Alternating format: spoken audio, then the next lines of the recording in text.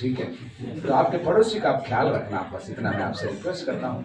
Check करते रहना वो कहीं निद्रा की मुद्रा में तो नहीं है।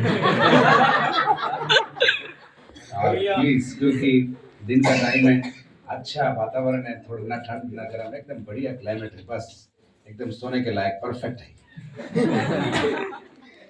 बोलिए आज का वचन मेरे लिए, बोलिए जोर से। आज का वचन मेरे लिए। मैं वचन सुनूंगा, मैं वचन सुनूंगा, सीखूंगा, आशीष पाऊंगा, आशीष पाऊंगा, आशीष बन जाऊंगा, आशीष बन जाऊंगा। पवित्र आत्मा, हम आपका स्वागत करते चलो प्रभु, हम आपको धन्यवाद देते हैं प्रभु यीशु। पिता, हम आपकी तारीफ करते हैं और हम कहते हैं आपकी उपस्थिति इस जगह पर है, इसलिए धन्यवाद। मनुष्य क्या है कि तू उनके बीच में डेरा करता है प्रभु, लेकिन तू हमसे प्रेम करता है, तू हमें सिखाना चाहता है, गाइड करना चाहता है, और पिता तू अपने पुत्र की समानता में हमें लेकर आना चाहता है, इसलिए हम आपको धन्यवाद देते हैं। हमारा ये समय यहाँ पर बहुत ही अद्भुत होने जा रहा है, इसलिए हम आपको धन्यवाद देते हैं। यीशु नासरी के नाम से मांगते हैं, आमीन और आमीन। अक्सर ये सोचा जाता है कि पवित्र आत्मा पेंतिकुस्त के दिन में आया। लोग प्रार्थना कर रहे थे, प्रेरितों के काम में लिखा है दूसरे अध्याय के अंदर, कलीसिया ऊपरी अटारी के अंदर 120 लोग, वे लोग आत्मा में प्रार्थना कर रहे थे। कितने दिन प्रार्थना करना ये नहीं बोला, लेकिन ऐसा अनुमान लगाते 10वें दिन जब वे पेंटा 50वां कौन, कब से 50वां है? यीशु मसीह के स्वर्गारोहण से। यीशु मसीह के स्वर्गारोहण से, सही है क्या? यस, फसह के पर्व से, अर्थात यीशु मसीह के मारे जाने के जो पर्व को उन्होंने कलीसिया ने, जो प्रथम कलीसिया ने पहले भेड़ को और मेमने का पर्व बलि चढ़ाकर वो मानते थे, लेकिन यीशु मसीह का मारा जाना उसके 50वें दिन, पेंटा 50वें दिन, यीशु ने बोला दुआ करो जब तक तुम्हें आत्मा ना मिल जाए। बोलो कब तक दुआ करना है? जब तक आत्मा ना मिल जाए। वापस बोलिए, कब तक दुआ करना है? जब तक आत्मा ना मिल जाए। वापस पूछो, कब तक? जब तक आत्मा ना मिल जाए। एक बार और, कब तक?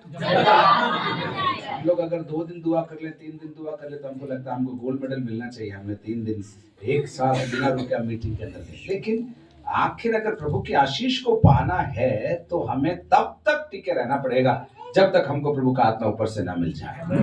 तो ये प्रथम शताब्दी के अंदर ये प्रार्थना कर रहे थे, 50वें दिन इनके ऊपर पवित्र आत्मा दृष्ट रूप से उतर, और ऐसा लिखा है अलग अलग जीव के समान आगे लपटे दिखी, नई नई भाषा में वो लोग बोलने लगे। लेकिन वहां पर नहीं, पवित्र आत्मा से आपको बाइबल के अंदर मिलना है तो उत्पत्ति के अंदर जाना पड़ेगा और पहले अध्याय में जाना पड़ेगा। वहां पर पहले अध्याय में कल भी अपने पढ़ा, देखिए कितना खूबसूरत प्रभु है जो हमको बार बार शुरुआत में लेकर जाता है।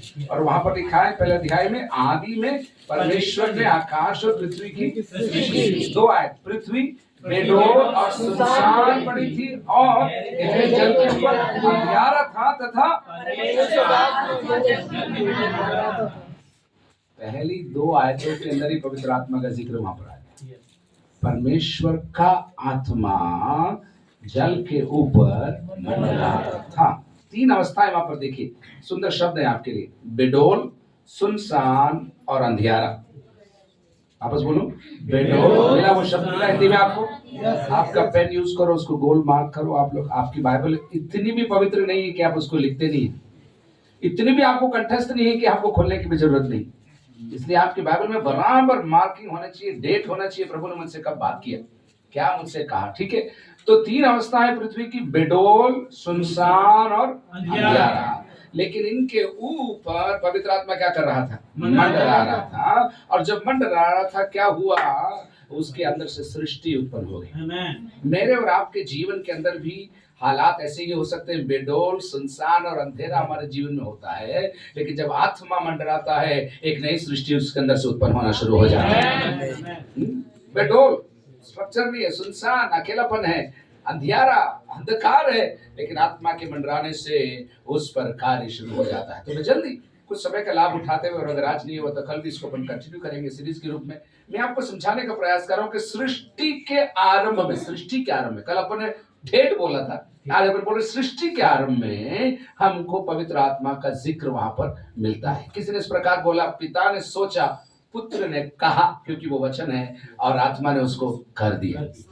आपस बोलिए, पिता ने सोचा, नहीं, पिता ने सोचा, पुत्र ने कहा, और क्रिया, क्रिएटिविटी, सामर्थ पवित्र आत्मा को अस्क्राइब किया गया है। तीनों बराबर है, कल हमने सीखा। पिता बड़ा पुत्र छोटा, उसके बाद फिर कल एक बार हम और डिस्कस कर रहे थे, अगर पुत्र है तो मम्मी कहाँ है? अगर पुत्र है तो माँ कहाँ है? ये एक सवाल है जो आपको लोग पूछेंगे, हम आपको समझाना चाहते हैं। जो पुत्र शब्द है वो कैसे कहूं, कोख से निकले हुए पुत्र के लिए नहीं है। पुत्र पदवी है। हम प्रेम से किसी को कहते हैं बेटा, है? कभी सुना आपको किसी ने आपको कहा है बेटा? लड़कियों को भी हम बेटा बोलते हैं, है कि नहीं? है? वो लड़की आपकी नहीं हो तो भी आप बोलते हैं बेटा जरा लेकर आओ। ये आपके प्रेम पूर्वक संबोधन का क्या है? सूचक है। पुत्र, वही समझ आपको रखनी है। नहीं तो लोग आपसे पूछेंगे अगर पिता परमेश्वर है और पुत्र यीशु है तो मम्मी कौन है? एक नई शिक्षा कोरिया से निकली है, यरूशलेम माँ है। ऐसे वो लोग, वो भी आप जोधपुर में भी घूम रहे होंगे शायद। यरूशलेम को माँ बना रहे हैं, पुत्र को यीशु बना रहे हैं, और नहीं, ये सब गलत शिक्षाओं से समझना है आपको। त्रिएकत्व के अंदर तीनों बराबर है, कल हमने सीख लिया। और अब हम आज सुबह पवित्र आत्मा की बात कर रहे हैं। तो सृष्टि के आरंभ में आपको पवित्र आत्मा का जिक्र आपको मिलता है। हर पुस्तक के अंदर आपको पवित्र आत्मा का कार्य पुराने नियम के अंदर मिलेगा। लेकिन मैं आपको सरल शब्दों में अगर मैं आपको समझाऊं तो मैं ये कहना चाहता हूं, पुराने नियम के अंदर पवित्र आत्मा विशिष्ट लोगों के ऊपर, ध्यान से सुनना शब्दों का प्रयोग, विशिष्ट लोगों के ऊपर समय समय कुछ कामों को करवाने के लिए पुराने नियम के अंदर उतरता था, ठहरता था और फिर वापस लौट जाता था। उदाहरण के लिए जब मूसा को परमेश्वर ने बोला तुझे मंदिर बनाना है, और उसको मैप दिया, ब्लू प्रिंट उसको दिया। मूसा कारीगर नहीं था, मूसा कारपेंटर नहीं था, लेकिन मूसा लीडर था। मूसा को ब्लूप्रिंट मिला, और जब ब्लूप्रिंट लेकर नीचे आया, परमेश्वर ने मूसा को कान में बोला चिंता मत करना, मैंने बेजालियल और ओहोलियाब को मेरे आत्मा से उनको भर दिया है कि वो सोना चांदी नक्काशी कपड़े क्या काम, चमड़ा क्या काम करना है, मैंने मेरा आत्मा उन पर डाल दिया है। वो खूबसूरत काम करेंगे और जो मैं चाहता हूं मैं उनसे करवा दूंगा। तो पुराने नियम के अंदर बेजालियल और ओहोलियाब जैसे लोग, जो पादरी लोग नहीं थे, जो नक्काशी करने वाले थे, जो सोनार थे, जो चांदी का काम करते थे, उनके ऊपर आत्मा उतर गया ताकि वे पिता की मर्जी के अनुसार पृथ्वी पर काम कर सके। बोले पिता की मर्जी के अनुसार कौन काम कर सके? वे लोग जिन पर आत्मा उतरा। तो आप देखिए, सृष्टि के आरंभ में है, विशिष्ट लोगों पर विशिष्ट समयों पर विशिष्ट कार्यों को, ऐसा याद रखना आप, विशिष्ट लोगों पर विशिष्ट समयों पर विशिष्ट कार्यों के लिए। आप घबरा रहे, चलिए बोलिए, विशिष्ट समयों पर विशिष्ट लोगों पर विशिष्ट कार्यों के लिए पवित्र आत्मा पुराने नियम में उतरता था। ठीक है, उसके बाद आप उदाहरण देते हैं, न्यायों की पुस्तक में आइए, गिदोन के लिए लिखा है, डरपोक था, बिल्कुल इतना डरपोक था कि खुल के, हालात ऐसी थी, मिद्यानियों की अवस्था थी। आज सुबह भी मैं पढ़ रहा था, मिद्यानियों की अवस्था ऐसी थी, वो अनाज उगाते और शत्रु आकर उसको चुरा कर ले जाते, मिद्यानी लोग आकर चुरा। और तो जो बच जाता था अनाज, उसको भी वे लोग खलिहान में सबके सामने खोलते नहीं थे। ऐसे लिखा है, जहां पर अंगूर पीसते वहां जाकर छुप कर वो अपने गेहूं को संभाल रहा था या बचा रहा था। वहां पर प्रभु का आत्मा से लिखा है, बल से उसके ऊपर उतरा। और ये डरपोक कौन आदमी का नाम कौन है? गिदोन। डरपोक गिदोन को परमेश्वर संबोधित करता है, हे शूरवीर सूरमा। कई बार हम भी अपने आप को उल्टा देखते हैं, परमेश्वर जैसे देखता है वैसे हम अपने आप को नहीं देखते। हमको लगता है हम हीन हैं, हम छोटे हैं, हमसे नहीं होगा, हमको इंग्लिश नहीं आती, हमको गाड़ी चलाने नहीं आती, हमारे पास ये जैकेट नहीं है, हमारे पास वैसी ड्रेस नहीं है। हम अपने आप को डिस्काउंट करते हैं, हम अपने आप को कमजोर करते हैं। लेकिन प्रभु आपको कमजोर नहीं, परमेश्वर आपको अपनी नजरों से देखकर कहता है, तू मेरा प्रिय पुत्र है, तू मेरी प्रिय पुत्री है, मैंने तुझे मेरे काम के लिए खड़ा किया है। तो लौट कर आते हैं, गिदोन छुपकर काम कर रहा है, उसको प्रभु बोलता है, प्रभु का दूत बोलता है, एक्चुअली उसको यहोवा के दूत ने दर्शन देकर कहा, क्या कहा? हाँ, दर्शन देकर कहा, हाँ, हे शूरवीर सूरमा, हे शूरवीर सूरमा, यहोवा तेरे संग है, यहोवा तेरे संग है। लेकिन गिदोन का विश्वास इतना बड़ा था, अगली लाइन में क्या बोलता है, सुनिए। हाँ, गिदोन ने उससे कहा, हाँ, हे मेरे प्रभु, हे मेरे प्रभु, विनती सुन, हाँ, यदि यहोवा हमारे संग होता, यदि यहोवा हमारे संग होता, तो हम पर ये सब विपत्ति क्यों बढ़ती है? हाँ, उसके अंदर पूरा विश्वास है कि वो हमारे साथ है ही नहीं। आपको मिलेगा न्यायों की पुस्तक 6 अध्याय के अंदर, आप दास न्यायों की पुस्तक 6 अध्याय पेज नंबर 300, वहां पर आपको ये मिलेगा। 6 के 12 और 13 उन्होंने पढ़ा। प्रभु हमारे साथ होता तो ये सब क्यों होता। खैर मैं आपको इतना ही बोल रहा हूँ। गिदौन के बाद आपको शिमशोन मिलता है। अगेन सुपरनैचुरल बर्थ उसका हुआ। जन्म से पहले परमेश्वर ने उसको बोला मैंने इसको चुन लिया मेरे काम को करने के लिए, और वो आत्मा से भर जाता है तो शहर के शहरपानाओं को वो उठा कर ले जाने वाला इतनी सामर्थ्य उसके ऊपर थी। लेकिन जब जब उसको कार्य करना था तब तक उसके ऊपर यहोवा का आत्मा उतर। नबियों ने नबूवत करी, भविष्यवाणी कर हैं, चिन्ह हुए, चमत्कार हुए, मरे हुए लोग जीवित हो गए। लेकिन बार बार पूरे प्रसंग में योएल नबी जैसे लोगों ने आने वाले युग में उन्होंने दर्शन देखा। बोले एक समय आएगा जब पवित्र आत्मा आएगा और जाएगा नहीं, लोगों पर ठहरा रहेगा। एक समय आएगा, एक समय आएगा। गलत उपमा है फिर भी क्षमा करना, समझाने के लिए मैं कहना चाहता हूँ। आप किराए की गाड़ी बार बार लेकर आते थे मेहमानों को ले जाने के लिए। आप किराए की गाड़ी पैसों से देकर दिन भर के लिए खरीदते थे, फिर शाम को वापस वो बोलता था 120 किलोमीटर हो गए, अभी नहीं होगी, इससे ज्यादा नहीं चलाएंगे, हम चले जाता था वो। लेकिन मान लीजिए आप खुद की गाड़ी लेकर आ गए, अब आप स्वतंत्र हैं, समय की सीमा से बंधे हुए नहीं है, जगह की सीमा से बंधे हुए नहीं है, और अब आपकी खुद की गाड़ी। उसी प्रकार पवित्र आत्मा के विषय में वो लोग सपना देखते थे, वो सोचते थे हमारे दिनों में तो नहीं होगा। इसलिए योएल नबी ने 2:28 में क्या बोला योएल 2:28 के अंदर, तुम्हारे बेटे बेटियां भविष्यवाणी करेंगी भविष्य में, और फिर जवान दर्शन देखेंगे, और पुरनिये स्वप्न देखेंगे। वो कह रहा था एक दिन आएगा अंत के दिनों में मैं अपनी आत्मा तुम्हारे ऊपर बहुतायत के साथ, बिना सीमा के, सबके ऊपर। वापस बोलिए, बहुतायत के साथ, बिना सीमा के, सबके ऊपर। ये आपको ध्यान रखना है। पुराने नियम में मैंने आपको बोला 20 से कुछ बोला, 3 शब्द बोला था। क्या बोला था? विशिष्ट समयों पर, विशिष्ट लोगों पर, विशिष्ट कार्यों के। राइट, ये ध्यान डिफरेंस आपको ध्यान रखना। लेकिन जब ये प्रोजेक्शन आया, जब प्रोफेसी आई कि एक टाइम आएगा अंत के दिन में मैं अपने आत्मा अपने लोगों पर उंडेल दूंगा, और जब मैं उंडेल दूंगा मैं वापस उसको नहीं बुलाऊंगा, वो तुम्हारे साथ रहेगा और तुम्हें शिक्षा देगा और तुम्हें समझाएगा। मैं दोहराना चाहता हूँ। तो ये बात थी पुराने नियम के अंदर, हर पुस्तक के अंदर आपको उसका लेख मिलेगा। यशायाह नबी के अंदर तो पवित्र आत्मा के विषय में बहुत सारी आयतें हैं। जंगल में मैं, मरुभूमि में मैं धाराओं को बहाऊंगा, ऐसा लिखा है। निर्जल प्रदेश को मैं फलवत वाटिका बना दूंगा। ये सारी पवित्र आत्मा से जुड़ी हुई आयतें, प्रोफेसी है ये सारे। हमको लगता है प्रोफेसी केवल बजिंदर सिंह साहब आने के बाद शुरू हुई। शुक्र हो बजिंदर सिंह जी के लिए, प्रभु को धन्यवाद देते। ऐसे लोग हमको और चाहिए। हमको निर्मला जी के लिए शुक्र हो, ऐसे लोग हमको और चाहिए। लेकिन आप जैसे लोग भी और चाहिए जो हर जगह प्रभु की महिमा कर सके, हर जगह प्रभु की महिमा कर सके। तो ये धारा में आपको लेकर आना।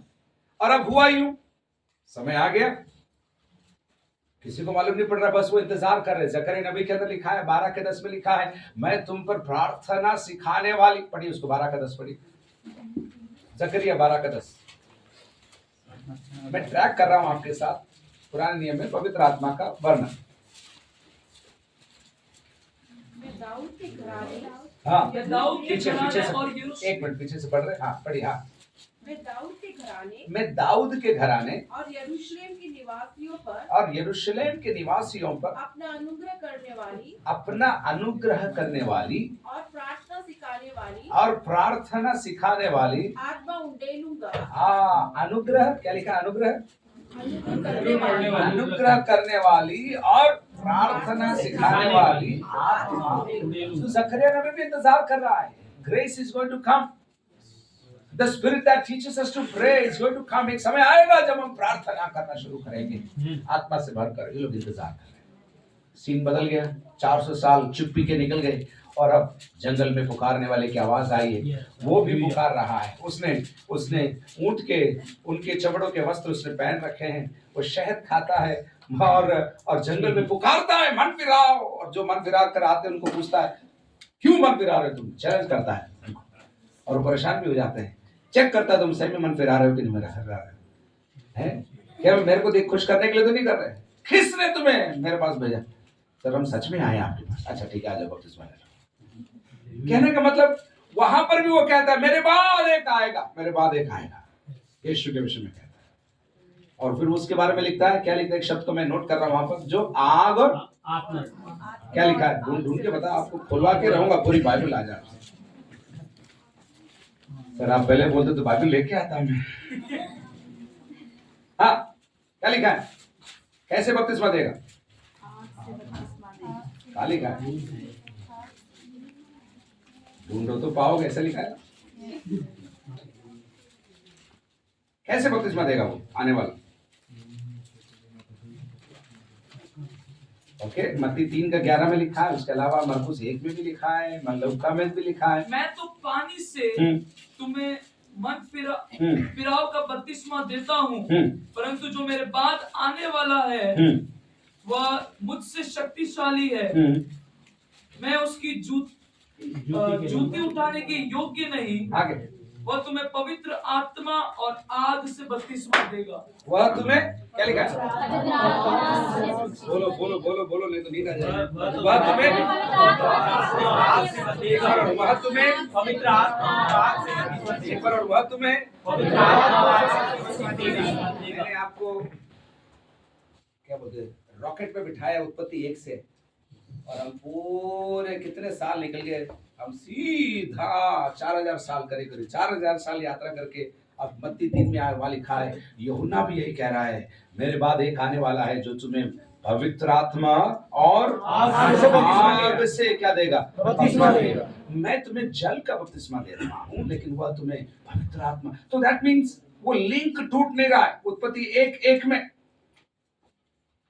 क्या बोलते, मेरी आवाज पहुंच जाएगी ना, आवाज आ रही है मेरी पीछे आ रही है ना, कोई बात। यीशु के लिए लिखा है वह तुम्हें पवित्र आत्मा और आग से बपतिस्मा देगा। बहुत सुंदर तरीके से कल हम बात कर रहे थे, बाइबल है ना 1400 सालों में लिखी गई पुस्तक है, 40 से ज्यादा लेखकों ने इसको लिखा है।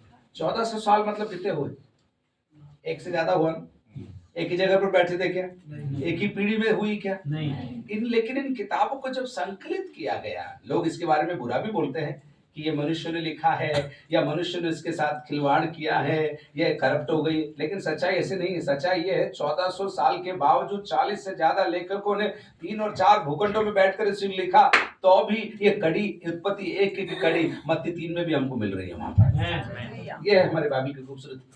और यहाँ पर यीशु के विषय में वो कह रहा है कि वो तुम्हें पवित्र आत्मा और आग से बपतिस्मा देगा। कौन कह रहा है, कौन कह रहा है, यूहन्ना बपतिस्मा देगा। ठीक है, वहां रुक जाएगी। अब यहां पर लाकर मैं रखूंगा, अब यीशु का युग आया, मैं आपके साथ यीशु के युग में चल रहा हूं। 30 साल की उम्र में उसने अपनी सेवकाई को प्रारंभ किया, 3.5 साल उसने पृथ्वी पर सेवा किया। अब यीशु और पवित्र आत्मा का क्या संबंध था, उसको भी मैं आपके साथ ट्रैक करना चाहता हूं। तैयार है आप लोग? पीछे तैयार है आप लोग? नो हो तो भी करना ही पड़ेगा, गाड़ी चल पड़ी है, अभी रुकने वाली नहीं। लूका रचित सुसमाचार में आई, पहले अध्याय का, ठीक है, यूहन्ना बपतिस्मा देने वाले तक अपन आ गए। अब लूका के अंदर आई पहले अध्याय में, देखिए वहां क्या लिखा है, 35 का 35। अलग अलग लोग पढ़ना, खूब आयतों को पढ़ेंगे, मैं चाहता हूँ सब लोग पढ़ना, अलग अलग लोग। स्वर्गदूत ने उसको उत्तर दिया, हाँ, पवित्र आत्मा तुझ पर उतरेगा। स्वर्गदूत ने क्या उत्तर दिया, पवित्र आत्मा तुझ पर उतरेगा, हाँ, और परम प्रधान एक मिनट, किसके ऊपर उतरेगा, मरियम के ऊपर। उस अध्याय में किसके बारे में लिखा है, मरियम के मरियम के बारे में लिखा है। मरियम की उम्र क्या थी मालूम, इतना ही मैं बोलूंगा, उल्टा बोलूंगा, 19 से कम थी, टीनेजर, क्योंकि उस समय पर उस उम्र में विवाह की उम्र मानी जाती थी 2000 साल पहले। और अब उससे कहता, अब पढ़ी, वापस पढ़ी, स्वर्गदूत ने उसको उत्तर दिया, स्वर्गदूत ने उसको उत्तर दिया, हाँ, पवित्र आत्मा तुझ पर उतरेगा, आगे, और परम प्रधान की सामर्थ तुझ पर छाया करेगी, आगे, इसलिए हाँ, वह पवित्र आत्मा हाँ, जो उत्पन्न होने वाला है। आत्मा ने लिखा है, इसलिए वह पवित्र जो उत्पन्न होने वाला है हाँ परमेश्वर का पुत्र कहलाएगा। परमेश्वर का पुत्र कहलाएगा। यीशु के जन्म की बात हो रही है। तो अगर यीशु के जीवन के बारे में अपन ट्रैक करें, तैयार है ना आप लोग? Number 1, Jesus and spirit are together at conception. मरियम गर्भधारण कर रही है, वहां पर पवित्र आत्मा और यीशु साथ में है। हमारी धारणा क्या थी? ताली बजा रहे थे प्रेरितों के काम दूसरे अध्याय में, तब एकदम पवित्र आत्मा दूसरे अध्याय में आया। नहीं, हम उत्पत्ति 1:1 से चल रहे हैं। अब आप यीशु के जीवन में आप देखिए, यहाँ पर लिखा है गर्भधारण किया, वो भी 35 आयत के आधार पर पवित्र आत्मा तुझ पर उतरेगा। पवित्र आत्मा की छत्र छाया के कारण, पवित्र आत्मा की मदद से हम कह सकते हैं मरियम ने गर्भधारण किया।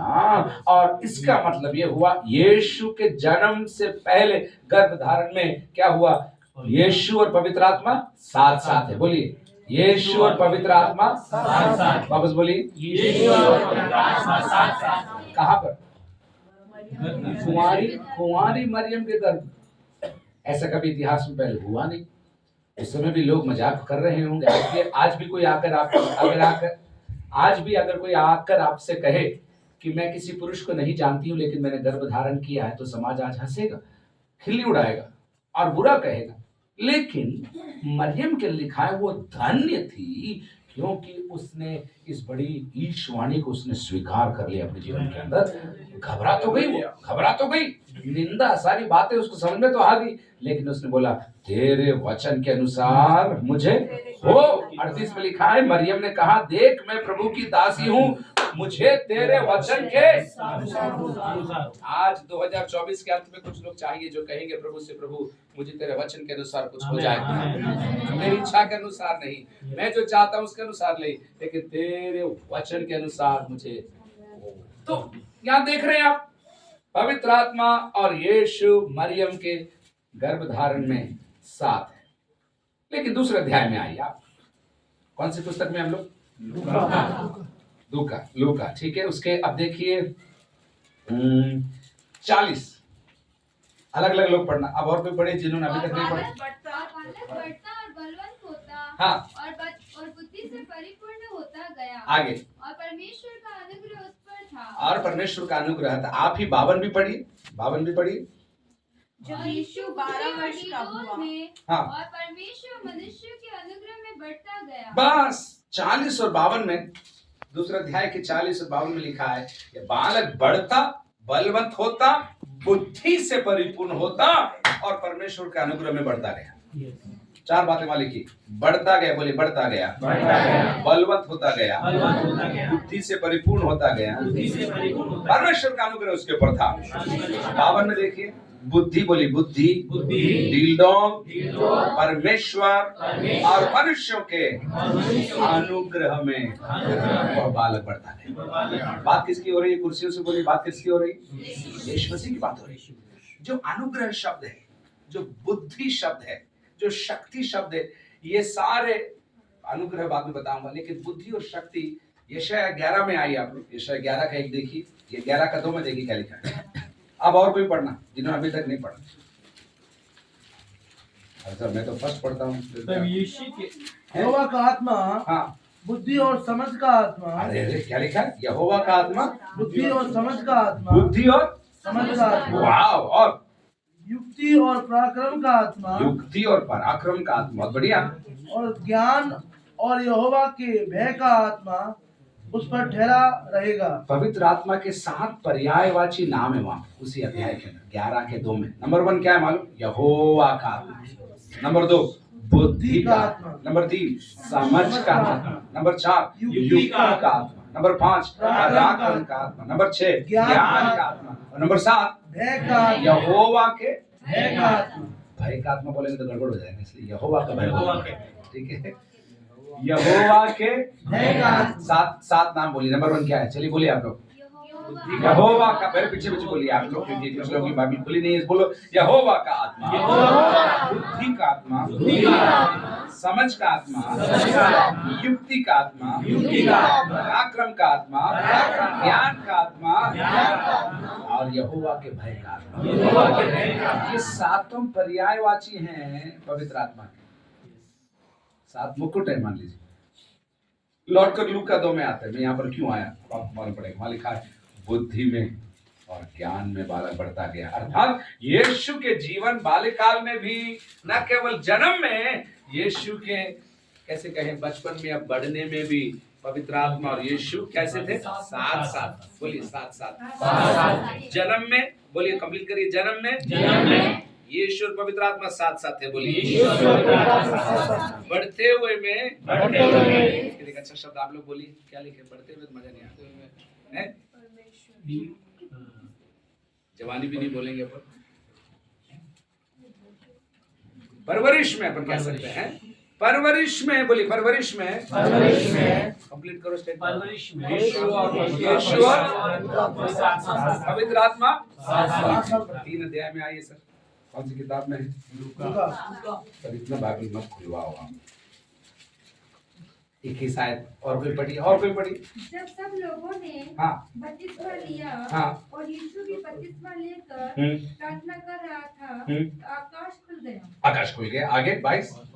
और पवित्र आत्मा शारीरिक रूप में कबूतर के समान उस पर उतरा। हाँ। और ये आकाशवाणी हुई कि तू मेरा प्रिय पुत्र है, आगे और मैं तुझसे प्रसन्न हूँ। ओके, यीशु की पृथ्वी सेवकाई की शुरुआत में, या अन्य शब्दों में यीशु के बपतिस्मे के समय में ही यीशु और पवित्र आत्मा साथ साथ।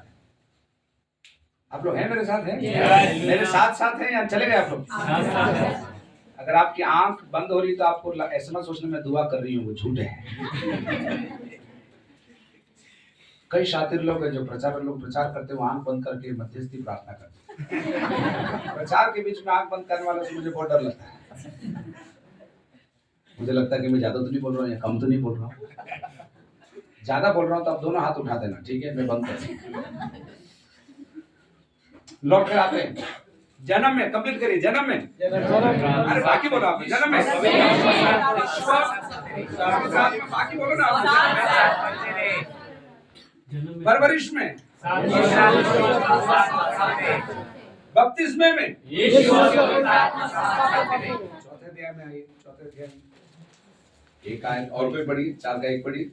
जिसने नहीं पढ़ा वही पढ़ेगा। फिर यीशु हाँ। पवित्र आत्मा से भरा हुआ हाँ। यरदन से लौटा।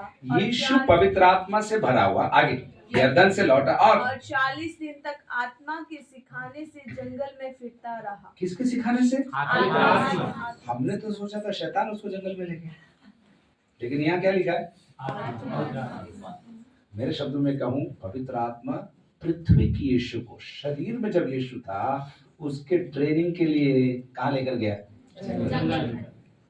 जंगल के बाइबल स्कूल में पवित्र आत्मा यीशु को लेकर गया और वहां पर अंत में उसकी परीक्षा हुई और इतनी बढ़िया ट्रेनिंग थी, महान परीक्षा के अंदर भी वो पास हो गया परमेश्वर, क्योंकि उसके अंदर वचन था। बोलिए हालेलुया।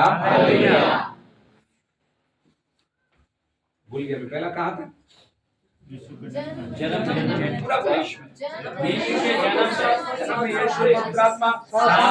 उसके बाद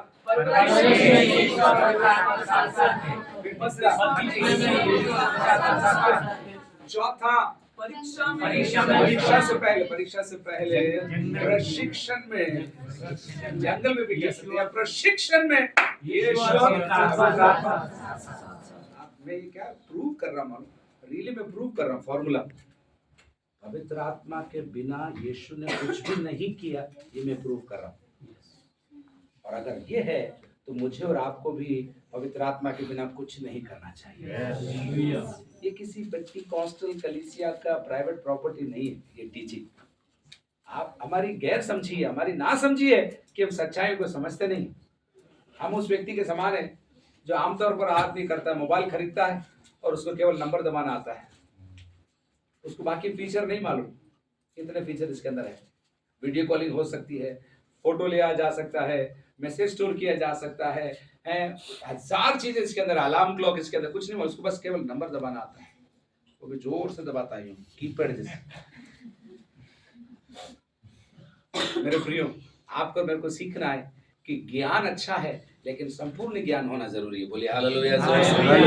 हम कह रहे यीशु के पृथ्वी जीवन की शुरुआत में बपतिस्मे में यीशु पवित्र आत्मा साथ है, प्रशिक्षण में यीशु पवित्र आत्मा साथ है। लेकिन 4:14 देखिए, और कोई पढ़ी 4:14। फिर यीशु आत्मा की सामर्थ से भरा हुआ हाँ गलील को लौटा आगे, और उसकी चर्चा आसपास के सारे देश में फैल गई। आत्मा से भरा हुआ, बहुत सुंदर शब्द है। वो लूक डॉक्टर है, उसको बहुत ज्ञान है। पहले वो लिखा है आत्मा से भरा हुआ यरदन से लौटा, फिर आत्मा के सिखाने से जंगल में फिरता रहा। अब 4:14 में वो कह रहा है यीशु आत्मा की सामर्थ से भरा हुआ गलील को लौटा। मिनिस्ट्री फील्ड में आया, गलील उसका मिनिस्ट्री फील्ड था, नाज़रेथ उसका फर्स्ट चर्च था। जब मिनिस्ट्री फील्ड में आया, वो कौन है? यीशु पवित्र आत्मा साथ। और इस बार यीशु पवित्र आत्मा की सामर्थ से क्या है? भरा हुआ। जंगल के परीक्षा ने उसे तोड़ा नहीं, जंगल की परीक्षा ने उसे पवित्र आत्मा से भर दिया। और उसको समझ में आ गया कि मेरे जीवन के परीक्षाओं के समय पर मुझे पवित्र आत्मा की जरूरत लगेगी, इसलिए मुझे भरपूर होना जरूरी है। बोलिए हालेलुया, जोर से बोलिए हालेलुया, हालेलुया, तीन बार बोलिए हालेलुया, हालेलुया, हालेलुया, हालेलुया। तो आप देख रहे हैं सेवा शुरू हो गई। मिनिस्ट्री के लॉन्च में उसने बहुत बड़ी पार्टी नहीं दी, वहां लिखा है आत्मा से भरा हुआ गलील को वो आया और उसने अपनी सेवकाई को शुरू किया। फिर तो काम 10:38 में आई आप लोग, अगला और भी पढ़ी। जब ये जा रहे थे तो नहीं। एक गांव में फिर तो के काम 10:38। जिसने नहीं पढ़ा वही पढ़ेंगे, बोलो हालेलुया। परमेश्वर ने किस रीति से हाँ यीशु नासरी को पवित्र आत्मा हाँ, और सामर्थ से अभिषेक किया। यीशु नासरी को किस रीति से परमेश्वर ने पवित्र आत्मा और सामर्थ से अभिषेक किया। आगे हाँ, वह भलाई करता और सबको जो शैतान के सताए हुए थे आगे अच्छा करता फिरा, आगे, क्योंकि परमेश्वर उसके साथ था। हालेलुया। भैया क्या कह रहा, जो कुछ चमत्कार यीशु ने किया, जो कुछ छुटकारा यीशु ने किया, इस आयत के आधार पर हम कह सकते हैं सब कुछ उसने पवित्र आत्मा की सामर्थ्य के द्वारा किया। यीशु परमेश्वर का पुत्र था, लेकिन वो आत्मा पर निर्भर था इन कामों को करने के लिए, आत्मा पर निर्भर था इन सारे कामों को करने के लिए। आज सुबह मैं आपको समझा रहा हूँ और भी अपन वचन के अंदर जाएंगे। सिर्फ बैकग्राउंड है, बोलो ये सिर्फ बैकग्राउंड है, बोलो ये तो शुरुआत है, बोलो ये तो शुरुआत, अभी चढ़ाई बाकी है, बोलो अभी चढ़ाई बाकी है। अभी से कुछ लोगों की हालत गंभीर है, एम्बुलेंस बुलाना पड़ेगा लगता। लेकिन सुनिए, वापस आते हैं। कितना हो गया? चलिए पहला कहाँ है? यीशु के जन्म में, आप लोग सबको बोलना पड़ेगा। यीशु के जन्म में नंबर 2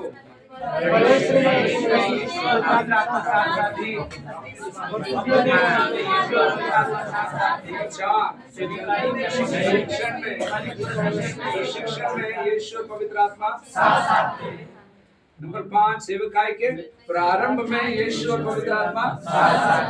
10:38 में पढ़ा, हर चंगाई, हर छुटकारा, हर दुष्ट आत्मा के निकालने में भी यीशु और पवित्र आत्मा कहाँ थे? साथ।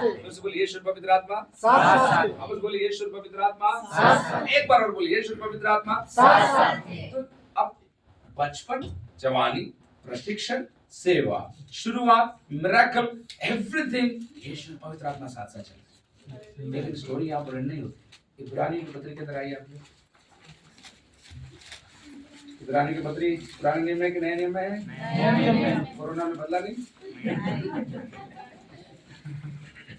कुछ लोग भूल गए थे कोरोना में कहाँ है कौन सी किताब। 9 अध्याय और कोई पढ़ना 14। तो मसीह का लहू, हाँ, जिसने अपने आप को सनातन आत्मा के द्वारा हाँ, परमेश्वर के सामने हाँ, निर्दोष चढ़ाया, आगे तुम्हारे विवेक हाँ, को मरे हुए हाँ, कामों से हाँ, क्यों ना शुद्ध करेगा, आगे, ताकि तुम जीते परमेश्वर की सेवा करो। एक शब्द आया वहां पर, सनातन आत्मा। देखा क्या? ये सनातन आत्मा के द्वारा, इटर्नल स्पिरिट। ये एक और पर्यायवाची आपको दे रहा हूं मैं, पवित्र आत्मा का। 7 तो मैंने कौन से अध्याय से दी थी? यशाया 11 के 2 से लिया 7 नाम।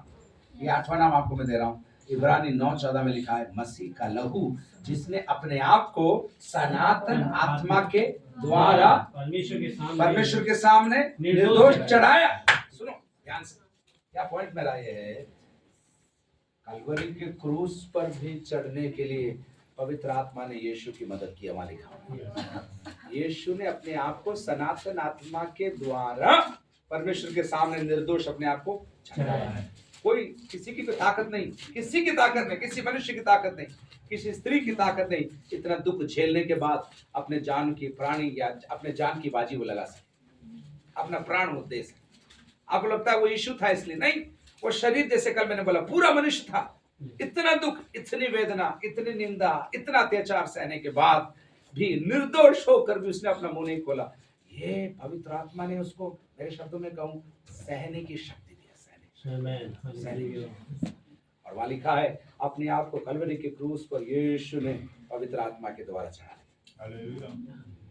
शुरू हुआ जन्म से, परवरिश में, बपतिस्मे में, प्रशिक्षण में, परीक्षा में, सेवकाई की शुरुआत में, सेवकाई के दौरान, कलवरी के क्रूस पर चढ़ते हुए। लेकिन रोमे 8 में आई, उसके 11 में के लिखा। और कोई पढ़ना? यदि उसी का आत्मा हाँ, जिसने यीशु को मरे हुए में से जिलाया, अरे सर पति साहब एक बार पढ़ो, समझ नहीं आया क्या? यदि उसी का आत्मा हाँ, जिसने यीशु को मरे हुए में से जिलाया हाँ, तुम में बसा हुआ है, हाँ। तो जिसने मसीह को मरे हुए में से जिलाया, किसने मसीह को मरे में से जिलाया? किसने जिलाया? जोर से बोले, किसने जिलाया? आगे बढ़िए। तो जिसने मसीह को मरे हुए में से जिलाया वह तुम्हारी नश्वर देहों को भी अपने आत्मा के द्वारा जो तुम में बसा हुआ है जिलाएगा। हालेलुया। इस आयत के आधार पर बताइए, यीशु मसीह को मरे हुए से किसने जिंदा किया? यीशु मसीह को मरे हुए से जिंदा किसने किया? एक मरी हुई मक्खी को जिंदा करने के लिए कितना वोल्ट चाहिए?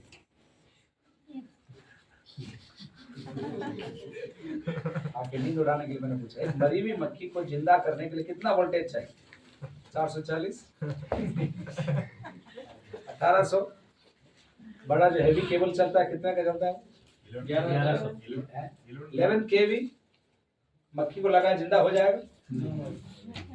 33.5 साल का नौजवान कब्र के अंदर 3 दिन से मरा हुआ पड़ा है। पवित्र आत्मा उसके ऊपर आया और वो मरा हुआ शरीर जीवित हो गया।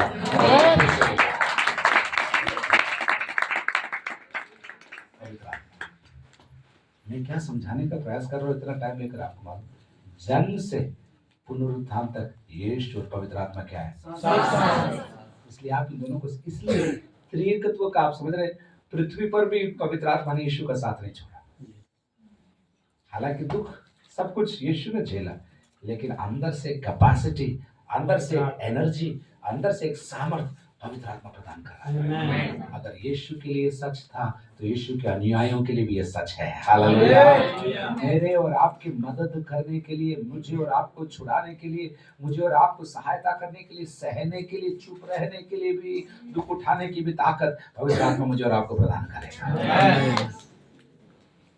जमाना कहता है चुप मत रहो, सही बात, लेकिन कभी कभी परमेश्वर की महिमा इसमें है कि हम शांत रहकर जान लें कि मैं ही परमेश्वर यहोवा हूं। ऐसा भी लिखा है कि नहीं है? तो हम आपको समझा रहे, पवित्र आत्मा त्रिएकत्व का तीसरा व्यक्तित्व है, लेकिन नंबर के आधार पर नहीं। पहला पिता परमेश्वर, दूसरा पुत्र परमेश्वर, जिसका नाम पवित्र प्रभु यीशु मसीह है, जिसे वचन कहकर भी संबोधित किया गया है, और तीसरा व्यक्तित्व है पवित्र आत्मा, जिसके बारे में मैंने आपको 7 और 8 पर्याय इसी अध्ययन के अंदर आपको मैंने बता दिया। मैं आपको समझाने का प्रयास कर रहा हूं कि जो लोग किस एनर्जी को, एनर्जी गलत शब्द है फिर भी समझाने, जिस ताकत को, इस सामर्थ्य को समझते नहीं है, उनके लिए मैं दुखी हूं। मैं सोचता हूं काश उनको पूरा समझ में आता। लोग पेंटिकॉस्टल कलीसियाओं को बदनाम करते हैं, लेकिन मैं आपको हमेशा मजाक में मैं कहता हूं 2 तरीके से गाड़ी चला सकते हैं। कैसे चला सकते हैं? 2 तरीके। आपने शोरूम से एक नई गाड़ी खरीदी, मान लीजिए बुलेट खरीदी, और आप और आपका दोस्त बुलेट खरीद के आ रहे हैं। 2 तरीके चलाने के लिए, आप बैठे और आपका दोस्त उसको धक्का लगाए। शोरूम से उतारा, निकाला, बाजार में ले गए, बड़ी चौपड़, छोटी चौपड़, कहाँ सरदारपुर, चारों तरफ घुमा के धक्का लगा रहा। जो थक गया तो वो बैठ गया और आपने धक्का लगाया। तो किसी ने रोका, भैया क्या कर रहे हो? बोले मेरी बुलेट है, मेरे पैसे तेरे क्या लेने देना। सही बोला। आप चला सकते हो, भी नहीं चला सकते, चला सकते हो। बुलेट आपकी, पैसा आपका, धक्का देने वाला आपके, आप किराए पर रखो, धक्का देने वाला। लेकिन एक और तरीका है, एक और तरीका है, पेट्रोल स्टेशन में जाओ, पेट्रोल भरो, चाबी लगाओ, आप धक्का लगाने की जरूरत नहीं, ये गाड़ी आपको लेकर जाएगी जहाँ पर जाना। आपका जीवन भी ऐसा ही, आपके जीवन ऐसा ही। मसीह जीवन कई लोगों के लिए धक्का के समान। क्या यार, जग जाना है, अरे आज फिर संडे आ गया क्या, अरे आज तो मैं पिकनिक जाने की सोच रहा था यार।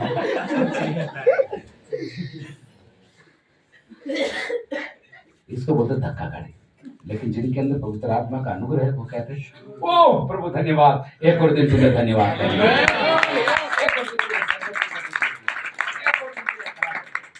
ये लोग धक्का गाड़ी नहीं, ये लोग सेल्फ स्टार्ट है। पुराने समय में जीबड़े हुआ करते, जीबड़े बोलते हमारे जीबड़े हुआ करते थे, उनको डंडा डालकर घुमाता था,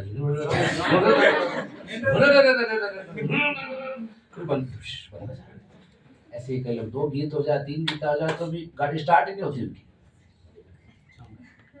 लेकिन आपको ऐसा नहीं होना है, आपको सेल्फ स्टार्ट होना है। गाओ ना गाओ, मैं आत्मा से भरा हुआ इंसान हूँ। तो जन्म में आप बस ट्रैक करें, अपन मैं भूलवा इसलिए रहा हूँ ताकि आप ये वचन भूलना, हमें भूल जाना, जरूर भूलना, आप वचन में भूलना। अब बस बोलिए जन्म में ईश्वर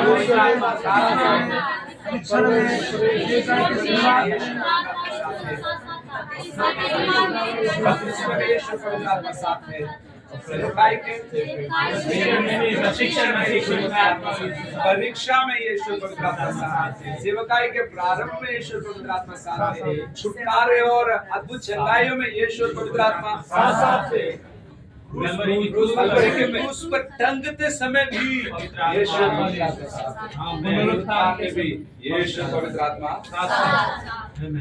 कुल मिलाकर ऐसा हम कह सकते हैं, समरी ऐसा कह सकते हैं, पवित्र आत्मा की सामर्थ्य के बिना यीशु ने कुछ भी नहीं किया। अब पृथ्वी जीवन के दौरान यूहन्ना रचित सुसमाचार में हम आते हैं।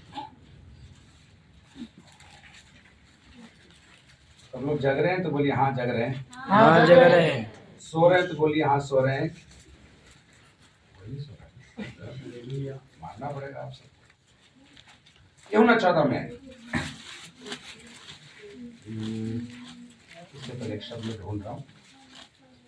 ओके सॉरी, 12:27 देखिए, एक शब्द में दिखा रहा हूँ। अब मेरा जी व्याकुल है।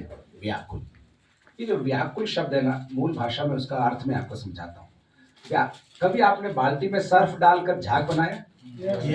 कैसे बनाते झाग? सर्फ डालने के बाद यूं यूं यूं करते हैं, जोर से कैसे करते हैं? जोर से। ये व्याकुल जो शब्द है वो शब्द है घबराहट, तनाव, हिलना हिलाना। यीशु स्वयं कह रहा है अब मेरा जी व्याकुल है। 13 अध्याय में भी ये शब्द आपको मिलेगा। 13 के 21 में देखिए, ये बातें क्या है? यीशु आत्मा में व्याकुल हुआ। वापस कौन सा पहले बोला मैंने? 12 का मेरा जी व्याकुल है, यीशु कह रहा है। 13 के 21 में कह रहा है आत्मा में व्याकुल। लेकिन 14 के 1 में वो कहता है तुम्हारा मन व्याकुल खुद व्याकुल है, लेकिन उसके अंदर इतना अभिषेक है कि दूसरों की व्याकुलता को वो ठंडा कर सकता है। तुम्हारा मन व्याकुल ना हो। अब यीशु मसीह अपने पृथ्वी सेवकाई के एंड में आ रहे हैं। यीशु को मालूम है मुझे ये लोग धोखा देंगे, मुझे क्रूस पर चढ़ाएंगे। प्रभु यीशु मसीह के लिए कुछ भी नया नहीं, वो तैयार थे इन सब बातों, और वो अपने आप को प्रिपेयर कर रहे हैं। अब मन व्याकुल है, मैं इनको छोड़कर जा रहा हूँ, मेरे साथ ऐसा होगा, क्या होगा, ये सारी बातों को सोच रहे। लेकिन शिष्यों को बोल रहे तुम्हारा मन व्याकुल ना हो। उन कई बातें बोली, कई कारण थे व्याकुल ना होने के लिए, वो एक अलग संदेश है। लेकिन इतना मैं कहता हूँ, 18 में मैं आता हूँ, 17 से पढ़ूंगा, सॉरी 16 से पढ़ूंगा। मैं पिता से विनती करूंगा और वह तुम्हें एक और सहायक देगा कि वह सर्वदा तुम्हारे साथ रहे। 2-3 शब्द इधर इंपॉर्टेंट है। एक और सहायक, एक और मतलब है बहुत सुंदर। पहले है, अब एक और। एक और भाषांतर में लिखा मेरे जैसा एक और, मेरे जैसा एक और। तो यीशु कह रहा है तुम्हारा मन व्याकुल मत हो, हमारे जीवन में तनाव के कारण ऐसे सर्फ के झाग उठने ना पाए, क्योंकि मैं पिता से विनती करूंगा। वापस वहां पर त्रिएकत्व आ गया, देख रहे हैं आप लोग। यीशु कह रहा है, पिता से विनती कर रहा है और आत्मा को भिजवा रहा है, राइट। मैं पिता से विनती करूंगा, वह तुम्हें एक और को बोला करो, एक और क्या देगा? सहायक देगा। सहायक, जोर से बोलिए सहायक। सहायक। आपका स्कूटर पंचर हो गया, आप लेकर जा रहे हैं, अचानक कोई आता है और आप बोलता है चिंता मत करो, मैं आपका टायर ले जाकर ठीक करवा के लेकर आता हूँ। कितने लोगों को अच्छा लगेगा? सबको नहीं लगेगा, कुछ लोग अलग अलग वैरायटी के भी, उनको लगेगा चोरी करने आ गया मेरा स्कूटर का। ऐसी वैरायटी है इंडिया में। भला करने जाओ तो उनको लगता है ये मेरा बुरा कर रहा है, उनको तो धक्का लगाना ही चाहिए, ठेठ वाली का।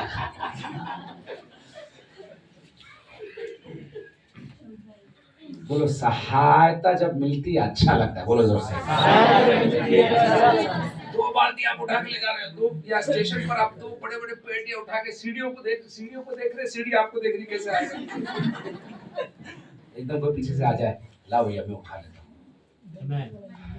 धन्यवाद, मैं सोच रही थी कैसे उठाऊंगी। सब लोग बोलो सहायक। सहायक, एक बार और बोलो सहायक। सहायक, एक बार और बोलो सहायक। यीशु कहता है मैं पिता से विनती करूंगा और वह तुम्हें एक और डबल इंजन की सरकार, एक और सहायक, बोलो डबल इंजन की सरकार, बोलो डबल इंजन की सरकार, एक और सहायक देगा कि वह सर्वदा क्यों बोला? क्योंकि यीशु जाने वाला था, कुछ ही समय के बाद उनको छोड़कर जाने पड़ता, और उसको मालूम था शिष्य लोगों की हालत गुल हो जाएगी, उनके सारे सपने टूट जाएंगे। उनको लग रहा था अब ये यीशु से राज्य बनाएगा और मेरे को प्राइम मिनिस्टर बनाएगा, मेरे को इनकम टैक्स ऑफिसर बनाएगा, मैं तो फाइनेंस मिनिस्टर बनूंगा। लोगों ने प्लानिंग कर ली थी सारी, और प्लॉट भी देख लेते कौन कौन से प्लॉट अपन को। यीशु को मालूम इनके सारे सपने टूटने वाले हैं, इसलिए बोलते मैं जा रहा हूँ, लेकिन मैं पिता से विनती करूंगा एक और सहायक तुम्हें देगा कि वह, बहुत इंपॉर्टेंट बात, सर्वदा सर्वदा कौन कौन से मुख्य शब्द थे इस आयत में से? खोल के बताइए आप लोग, कौन कौन से मुख्य शब्द? नहीं, शब्द पकड़िए आप। हाँ, एक और, शाबाश। नंबर 2 सहायक, बहुत अच्छा। नंबर 3 सर्वदा। नंबर 4 साथ रहेगा, शानदार, ताली बजाओ अपने आप के लिए। और घर जाके आप लोग ठंडा ग्लास का पानी जरूर पी लेना आप लोग, क्योंकि आपने सही आंसर वहां पर दिया। अब मैं ये शब्द को आपको, मैं इसके भी 5-7 अर्थ है सहायक, उसको मैं खोलकर आपको बताना चाहता हूँ। तैयार है आप लोग? रहने दे, अपन अंतिम प्रार्थना कर ले। क्यों? किसने बोला? ठीक है सर, ठीक। नंबर 1, इसको मूल भाषा में आपकी बात, आप डायरी में अगर लिख रहे हैं पैराक्लेटोस लिखा, इसके 7 अर्थ है। मैं अभी आपको उसको आयतों के साथ दूंगा, तब आपको समझ में आएगा प्रभु के वचन कितना गहरा है, कितना खूबसूरत। पैराक्लेटोस वो शब्द है वहां, ठीक है? लिखो आप लोग, पैराक्लेटोस वहां लिखा है। सहायक जो हिंदी में आया है वहां पर 7 अर्थ अपन निकालने जा रहे हैं। नंबर 1 तो यही है, उसका अर्थ है, नंबर 1 पैराक्लेटोस का अर्थ है सहायक। सहायक रोमी 8:26 देखिए, अलग अलग लोग पढ़ना, जिन्होंने पढ़ लिया रेस्ट करिए। रोमी 8:26 खोलने दो। इसी रीति से हाँ, आत्मा भी हाँ, हमारी दुर्बलता में सहायता करता है। हमारी निर्बलता में सहायता कर, आत्मा भी हमारी निर्बलता में, दुर्बलता में क्या करता है? सहायता, हेल्प, मददगार। बोले मददगार है पवित्र आत्मा, बोले जोर से बोले मददगार है पवित्र आत्मा। पवित्र आत्मा मेरी मदद करता है, बोलिए हल्के की चोट पे बोलिए, पवित्र आत्मा मेरी मदद करता है।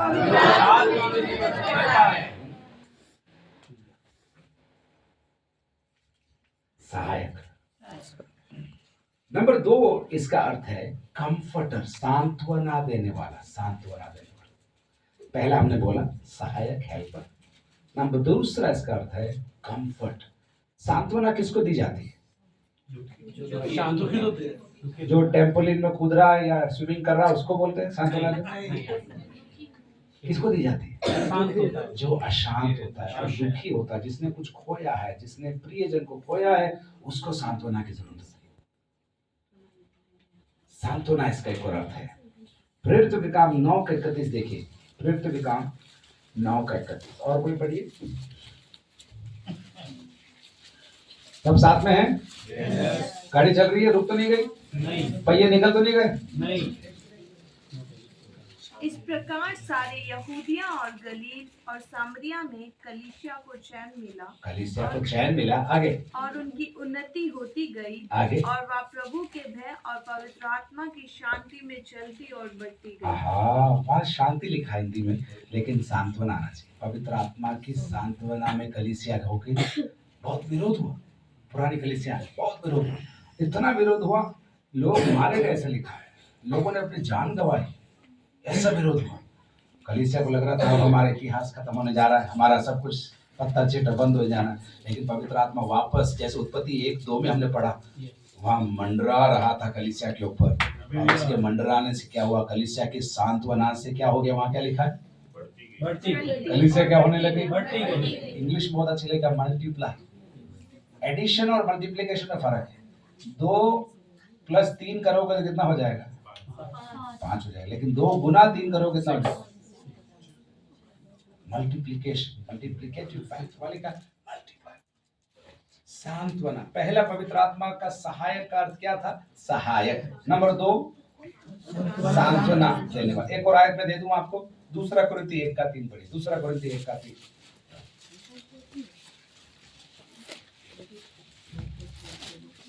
हमारे प्रभु यीशु मसीह के परमेश्वर और पिता का धन्यवाद हो, जो दया का पिता और सब प्रकार की शांति का परमेश्वर है। बस वापस शांति आ गई हिंदी में। सांत्वना कर सकते हो आप, सब प्रकार के सांत्वना का परमेश्वर। तो वहां पर 1-2, उसके आगे 2 और 3 में लिखा है, तुम इस दुख में से होकर इसलिए गए ताकि तुम अन्य लोग जो ऐसे ही दुख में से होकर जा रहे, उनको भी तुम सांत्वना प्रदान कर सको। हालेलुया, हालेलुया, बोलिए हालेलुया, हालेलुया, बोलिए जोर से हालेलुया। तो पहला अर्थ सहायक का, सहायता करने वाला। नंबर 2 अर्थ है सांत्वना देने वाला। नंबर 3 बहुत सुंदर एक और अर्थ मैं आपको देने जा रहा हूँ। तैयार है आप लोग? हाँ है ना? 16:7 पढ़िए, भजन 16:7।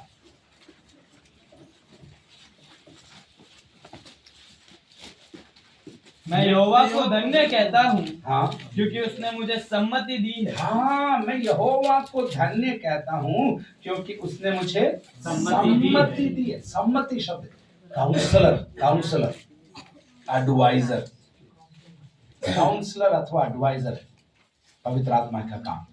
जब सहायक हम कहते हैं, वो केवल सहायता करने वाला नहीं, वो केवल सांत्वना देना, कोई बात नहीं हो बेटा, नहीं रहो, वाह हो, ऐसा करने वाला ही नहीं है वो। लेकिन वो क्या करता है? काउंसल करता है, सम्मति देता है। अभी कर, अभी मत कर, रुक जा, जा, भेज, लगा, छोड़, ऑर्डर करता है, गाइड करता है। और आप उसकी सम्मति से बड़े बड़े शूरवीरों को भी हराने जा रहे हो। भजन 32:8 देखिए क्या लिखा है। 32:8। मैं तुझे बुद्धि दूंगा, हाँ, और जिस मार्ग में तुझे चलना होगा, हाँ, उसमें तेरी अगुवाई करूंगा। इतनी अच्छी आयत। मैं तुझे बुद्धि दूंगा और जिस मार्ग में तुझे जाना है उसमें तेरी अगुवाई करूंगा। एक जगह लिखा है, इसलिए ढीठ मत बनना, जब मैं बोलूंगा तो कर लेना। कुछ लोग बालाम के गधे से भी खतरनाक होते हैं। प्रभु इधर भेजता है तो वो इधर जाते हैं। क्यों? क्यों जाऊं? वहां क्यों नहीं जाऊं? वहां जा। फिर 40 साल बाद भटकते हुए, जूते भी फटे हुए, कपड़े भी फटे हुए आते हैं, प्रभु हालेलुया, प्रार्थना कर दो। अरे इतना टाइम तुमने बिगाड़ दिया तुम्हारा। जिस मार्ग में तुम्हें चलना है उसमें मैं तुम्हारी क्या करूंगा? तुमको करना है बस, और कुछ नहीं करना है। वो नए साल के अंदर आपके लिए करने जा रहा है। बोले हालेलुया।